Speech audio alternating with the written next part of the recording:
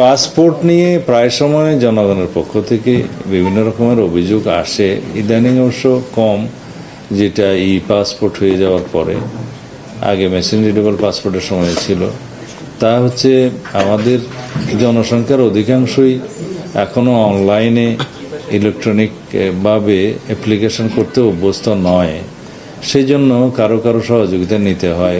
কোনো যারা আছে আর কি অনলাইনে কাজ করে কিছু, এটাও একটা পেশার সৃষ্টি হয়েছে যে তারা এই কাজগুলো করে নিজেরা কিছু আয় রুজির ব্যবস্থা করে এবং সহায়ক হিসেবে কাজ করে।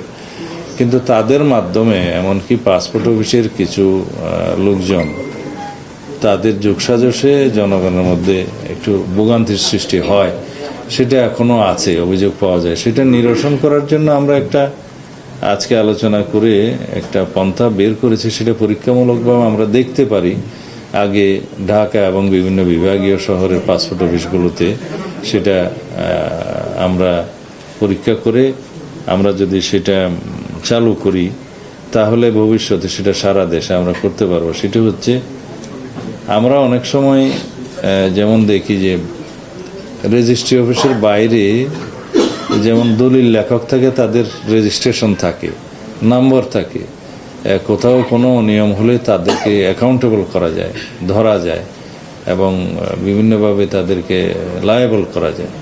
তো সেই রকম কোনো সিস্টেমের মাধ্যমে এখানে অনেকটা সহজীকরণ ব্যবস্থা আর কি, এনলিস্টেড সহায়তাকারীর ব্যবস্থা করা যায় কিনা পাসপোর্ট অফিসগুলোর বাইরে সেই দলিল লেখকদের আদলে, তাহলে কিছু কর্মসংস্থানের সৃষ্টি হয়, জনগণের জন্য সহজ হয়, সহজীকরণ হয়, তারা সেবাটা সহজে পেতে পারে। সেই হিসেবে হয়তো তারা একটা নির্ধারিত কাজের জন্য সার্ভিস চার্জ নিতে পারে, সেটাও ঠিক করে দেয়া হবে। এটা আমরা পরীক্ষা করে দেখছি যাতে করে পাসপোর্ট অফিসে মানুষের ভোগান্তিটা না হয়।